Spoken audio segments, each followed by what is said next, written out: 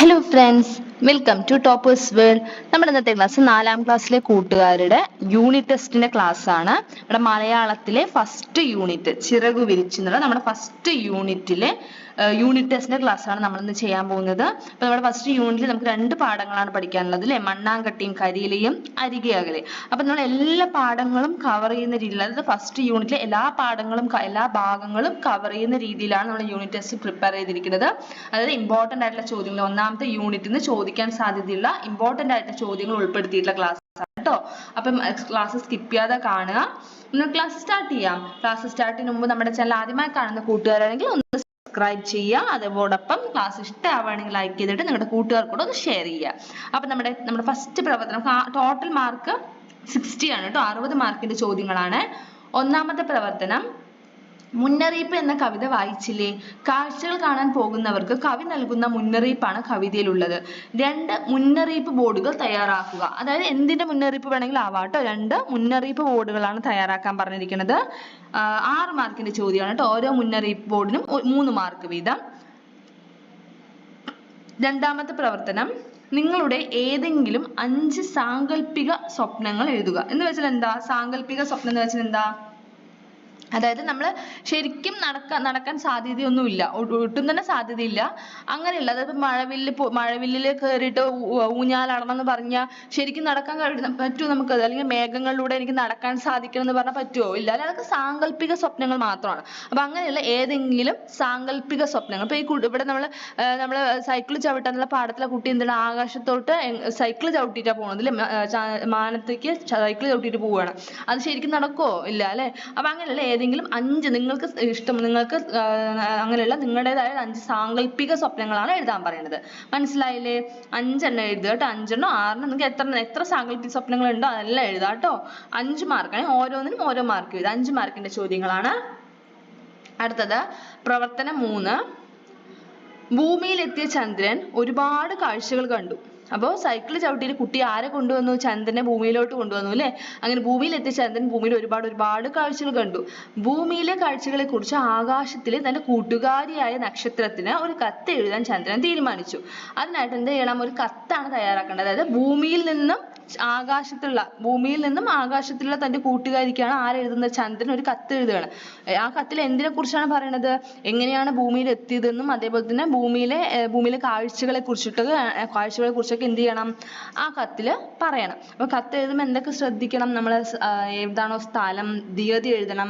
ആർക്കാണോ കത്ത് എഴുതുന്നത്, ഇവിടെ ആണെങ്കിൽ കൂട്ടുകാരി എന്ന് പറയുന്നുണ്ട് അല്ലെ, കൂട്ടുകാരിയായ നക്ഷത്ര, പ്രിയപ്പെട്ട കൂട്ടുകാരി എന്ന് നമുക്ക് സ്റ്റാർട്ട് ചെയ്യാം. എന്നിട്ട് അടുത്ത വരിയിലായിരിക്കണം കത്ത് എഴുതി തുടങ്ങേണ്ടത്.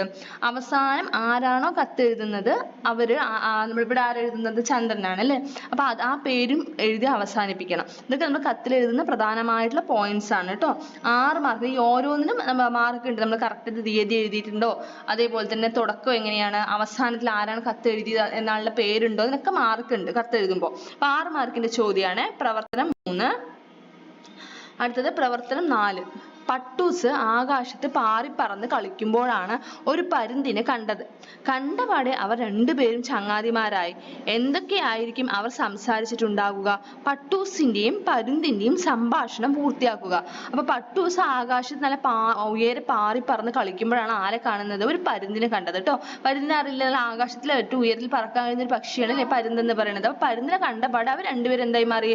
നല്ല ചങ്ങാതിമാരായി മാറി. അപ്പൊ എന്തൊക്കെയായിരിക്കും അവർ സംസാരിച്ചിട്ടുണ്ടാവുക? അത് പട്ടൂസും പരുന്തും എന്തൊക്കെ സംസാരിച്ചിട്ടുണ്ടാവും, അവരുടെ സംഭാഷണമാണ് എഴുതേണ്ടത് കേട്ടോ. 7 മാർക്കിന്റെ ചോദ്യമാണ്. അടുത്തത് പ്രവർത്തനം 5, നൂല് പൊട്ടി പട്ടൂസ് പറന്നുപോയി. പാവം ആബിദക്കുട്ടിക്ക് ഒരുപാട് സങ്കടമായി. ആബിദക്കുട്ടിയുടെ അന്നേ ദിവസത്തെ ഡയറി എഴുതുക. എന്ന് വെച്ചാൽ നമ്മൾ പട്ടൂസ് നൂല് പൊട്ടിയിട്ട് പറന്നുപോയി അല്ലേ. അപ്പൊ അന്നേ ദിവസത്തെ ആബിദക്കുട്ടിന്റെ ഡയറിയാണ് എഴുതേണ്ടത് കേട്ടോ. അപ്പൊ ഡയറി എഴുതുമ്പോഴും എന്ത് ശ്രദ്ധിക്കണം? നമ്മൾ ദിവസവും തീയതി എഴുതാൻ മറക്കരുത്. അതേപോലെ ആ ദിവസം എങ്ങനെയായിരുന്നു, ആ ദിവസം നടന്ന പ്രധാനപ്പെട്ട കാര്യങ്ങളെല്ലാം തന്നെ എന്തിൽ എഴുതണം? ഡയറിയിൽ എഴുതാൻ മറക്കരുത്. ഓക്കെ. അപ്പൊ ആരെഴുതുന്ന ഡയറിയാണിത്? ആബിദക്കുട്ടി അല്ലെ. ആബിദക്കുട്ടി എഴുതാൻ ഡയറിയാണ്. ഏത് ദിവസത്തെയാണ്? പട്ടൂസിന് നഷ്ടപ്പെട്ട ദിവസം. അവൾ അത്രത്തോളം സ്നേഹിച്ചുണ്ടാക്കിയ അവളുടെ പട്ടൂസിന് അവളുടെ കയ്യിൽ നിന്ന് നഷ്ടപ്പെട്ട ദിവസത്തെ ഡയറിയാണ് ഇവിടെ എഴുതാൻ പറയുന്നത്. എത്ര മാർക്കിന്റെ ചോദ്യ? 5 മാർക്കിന്റെ ചോദ്യമാണ് കേട്ടോ. അപ്പൊ കുറച്ച് വിശദീകരിച്ചിട്ട് എഴുതുക. അന്നേ ദിവസം നടന്നത് കാര്യങ്ങള്, പട്ടം നൂല് പൊട്ടി പോയ കാര്യമൊക്കെ വളരെ കുറച്ച് വിശദീകരിച്ച് എഴുതുക. 5 മാർക്കിന്റെ ചോദ്യമാണ്. അടുത്തത് 6ാമത്തെ പ്രവർത്തനം. പട്ടൂസ് വീണ്ടും ആബിദക്കുട്ടിയുടെ അടുത്തെത്തി. ഉറക്കം ഉണർന്നപ്പോൾ ആബിദക്കുട്ടി കാണുന്നത് നഷ്ടപ്പെട്ടെന്ന് കരുതിയ തന്റെ പട്ടത്തെയാണ്. അവൾ പട്ടൂസിനെ കോരിയെടുത്തു. പട്ടൂസ് ആകാശത്ത് കണ്ട കാഴ്ചകളെ കുറിച്ചും പേടിച്ചു കരഞ്ഞതെക്കുറിച്ചും എങ്ങനെ തിരിച്ചെത്തിയുമെന്നുമെല്ലാം ആബിദയോട് പറഞ്ഞു. ആബിദക്കുട്ടിയും പട്ടൂസും തമ്മിലുള്ള സംഭാഷണം എഴുതുക. അപ്പൊ അടുത്ത ദിവസം നേരം വെളുത്തപ്പോ ആരെ തിരിച്ചു കിട്ടി? ആബിദക്കുട്ടിക്ക് അവളുടെ പട്ടൂസിനെ തിരിച്ചു കിട്ടി അല്ലെ. അപ്പൊ അവൾ എന്താണ് സന്തോഷം, കാരണം അവളുടെ പട്ടൂസിനെ കോരി എടുത്തിട്ട് അവർ വിശേഷങ്ങൾ പറയുകയാണ്. അതായത് പട്ടൂസ് ആകാശത്ത് ഉയരെ കണ്ട കാഴ്ചകളെ കുറിച്ചും നേരെ ഉരുട്ടിയപ്പോ പേടിച്ച് കരഞ്ഞതും എങ്ങനെയാണ് തിരിച്ച് ആബിദക്കുട്ടീൻ്റെ അടുത്ത് എത്തിയതെന്നുള്ള കാര്യമൊക്കെ ആരാണ് സഹായിച്ചെന്നൊക്കെ ആബിദക്കുട്ടിയോട് പറയണം. അതൊക്കെ ആബിദക്കുട്ടി ചോദിച്ചറിയുകയാണ് അല്ലെ. അപ്പൊ അവർ രണ്ടാളും ആബിദക്കുട്ടിയും പട്ടൂസും തമ്മിലുള്ള സംഭാഷണമാണ് എഴുതേണ്ടത് കേട്ടോ. അപ്പൊ എത്ര മാർക്കിന്റെ ചോദ്യമാണത്? 7 മാർക്കിന്റെ ചോദ്യമാണ്. അപ്പൊ നമ്മൾ സംഭാഷണം എഴുതുമ്പോൾ ഹായ് പട്ടൂസ്, ഹായ് ആബിദക്കുട്ടി, നീ കഴിച്ചോ? ഞാൻ കഴിച്ചു, ഇങ്ങനെയൊന്നും എഴുതി വെക്കരുത്. ഇതൊന്നും എന്തായാലും ഒരു സംഭാഷണം ഓരോ ലൈനും കുറച്ച് എന്താണ് പ്രധാനമായിട്ടുള്ള വിഷയമായിരിക്കണം എഴുതേണ്ടത്. അല്ലാതെ കഴിച്ചോ, നീ കുളിച്ചോ, അങ്ങനെയുള്ള ചോദ്യങ്ങളൊന്നും ഉൾപ്പെടുത്താൻ ശ്രമിക്കരുത്. ഓക്കെ, 6 മാർക്കിന്റെ ചോദ്യമാണത്. 7 മാർക്കിന്റെ കേട്ടോ, 7 മാർക്കിന്റെ ചോദ്യം. അടുത്ത 7ാമത്തെ പ്രവർത്തനം. കാത്തിരിപ്പ് എന്ന കവിതയ്ക്ക് ഒരു ആസ്വാദന കുറിപ്പ് തയ്യാറാക്കുക. അപ്പൊ നമ്മൾ കാത്തിരിപ്പ് എന്നുള്ള കവിത നിങ്ങൾ എല്ലാവരും വായിച്ചു കാണുമല്ലോ.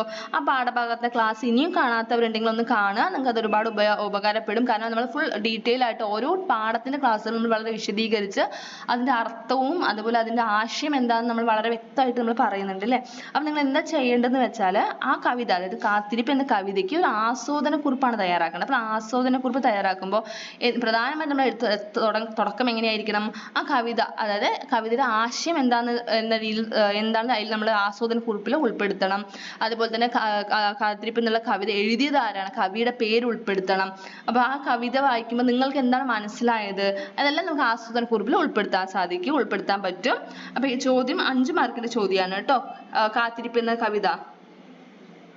അടുത്തത് 8ാമത്തെ പ്രവർത്തനം. നിങ്ങളുടെ ഒരു യാത്രാനുഭവം എഴുതുക. അതായത് ഒരു യാത്രാനുഭവം, നീലഗിരിയുടെ റാണിയിൽ നമ്മൾ യാത്രാനുഭവത്തെ, ഒരു യാത്രയെ കുറിച്ചാണ് പറയുന്നത് അല്ലേ. അപ്പൊ നിങ്ങളുടെ ഇവിടെ എന്ത് എഴുതാനാണ് പറയണത്?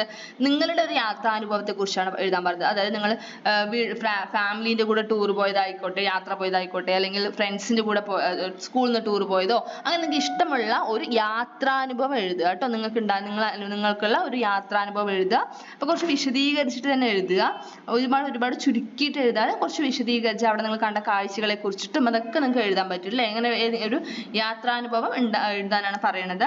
6 മാർക്കിന്റെ ചോദ്യമാണ്. അടുത്തത് 9ാമത്തെ പ്രവർത്തനമാണ്. 9ാമത്തെ പ്രവർത്തനം നമ്മുടെ ലാസ്റ്റ് പ്രവർത്തനമാണ് കേട്ടോ. 9ാമത്തെ പ്രവർത്തനം. പൈതൃക തീവണ്ടി യാത്രാനുഭവത്തെ കുറിച്ച് തന്റെ കൂട്ടുകാരിയോട് പറയാനായി മോനു ഒരു കത്ത് എഴുതുകയാണ്. കത്ത് തയ്യാറാക്കുക. അതായത് ആ പൈതൃക തീവണ്ടിയിൽ അവർ ആദ്യമായിട്ടാണ് യാത്ര ചെയ്തത്. ആ യാത്രാനുഭവത്തെ കുറിച്ചിട്ടും തുടക്കം എങ്ങനെയായിരുന്നു, അവസാനം എങ്ങനെയാണ്, അവർ എന്തൊക്കെ എൻജോയ് ചെയ്തു, എന്തൊക്കെ കാഴ്ചകൾ കണ്ടു, ആ തീവണ്ടി യാത്ര എങ്ങനെ ഉണ്ടായിരുന്നു, ആ യാത്ര ആരോടൊപ്പമാണ് അവർ പോയത്, എങ്ങോട്ടാണ് പോയത് എന്നുള്ള കാര്യങ്ങളൊക്കെ ഉൾപ്പെടുത്തി അവർ തിരിച്ച് ടൂറൊക്കെ കഴിഞ്ഞ് അവർ തിരിച്ച് വീട്ടിലെത്തി. എന്നിട്ട് ആ വിശേഷങ്ങളെല്ലാം കൂട്ടുകാരിയോട് പറയുകയാണ്. ആ മോനിന്റെ കൂട്ടുകാരിയോട് പറയാനായിട്ട് ഒരു കത്ത് പ്രിപ്പയർ ചെയ്യണം, കത്ത് എഴുതുകയാണ്. അപ്പൊ ആ കത്താണ് എഴുതേണ്ടത് കേട്ടോ. അപ്പൊ കത്ത് എഴുതുമ്പോൾ എന്ത് ശ്രദ്ധിക്കണം പറഞ്ഞത്? ദിവസം എഴുതണം, തീയതി എഴുതണം, സ്ഥലം, അതായത് എവിടെ നിന്നാണ് എഴുതുന്നത് എന്നുള്ള സ്ഥലം എഴുതണം, ആർക്കാണ് എഴുതുന്നത്, ആ കത്ത് ആർക്കാണെന്നുള്ളത് ആ കത്തിൽ മെൻഷൻ എഴുതിയിരിക്കണം. ആ കത്തിന്റെ അവസാനം വിഷയം എഴുതണം, എന്തൊക്കെ കാര്യങ്ങളാണെന്നുള്ളതൊക്കെ നമ്മൾ കത്തിൽ ഉൾപ്പെടുത്തിയിട്ട് ഉള്ളടക്കത്തിൽ ഉൾപ്പെടുത്തി അവസാനം ആരാണ് കത്ത് എഴുതുന്നുള്ള ആളുടെ പേരൊക്കെ എഴുതണം കേട്ടോ. അതൊക്കെ ഇമ്പോർട്ടന്റ് ആണ് ഒരു കത്ത് എഴുതുന്ന സമയത്ത്. ഉത്തരത്തിൽ അതിലും ഇമ്പോർട്ടന്റ് ആണ്. 7 മാർക്കിന്റെ ചോദ്യമാണ് 9ാമത്തെ പ്രവർത്തനം. അപ്പോൾ 9 പ്രവർത്തനങ്ങളാണ് നമ്മുടെ ഫസ്റ്റ് യൂണിറ്റ് ടെസ്റ്റിൽ നമ്മൾ ഉൾപ്പെടുത്തിയിരിക്കുന്നത്. അപ്പോൾ എല്ലാ കൂട്ടർക്കും ഇന്നത്തെ ക്ലാസ് ഇഷ്ടമായി കാണുമെന്ന് കരുതുന്നു. ഇഷ്ടമായെങ്കിൽ തീർച്ചയായും ലൈക്ക് ചെയ്തിട്ട് നിങ്ങളുടെ കൂട്ടുകാർക്കൂടെ ഒന്ന് ഷെയർ ചെയ്യുക. അപ്പോൾ നമ്മുടെ ഫസ്റ്റ് യൂണിറ്റിന് മാത്രമല്ല, അതുപോലെ ഓണം എക്സാമിന്റെ മോഡൽ ക്വസ്റ്റ്യൻ പേപ്പേഴ്സിന്റെ ക്ലാസ്സുകളും നമ്മൾ അപ്ലോഡ് ചെയ്തിട്ടുണ്ട്. കാണാത്ത കൂട്ടുകാർ നിങ്ങൾ തീർച്ചയായും കാണുക. അപ്പോൾ ഇതുവരെ നമ്മുടെ ടോപ്പേഴ്സുകൾ സബ്സ്ക്രൈബ് ചെയ്യാത്ത കൂട്ടുകാരാണെങ്കിൽ ഒന്ന് സബ്സ്ക്രൈബ് ചെയ്യുക. Thank you.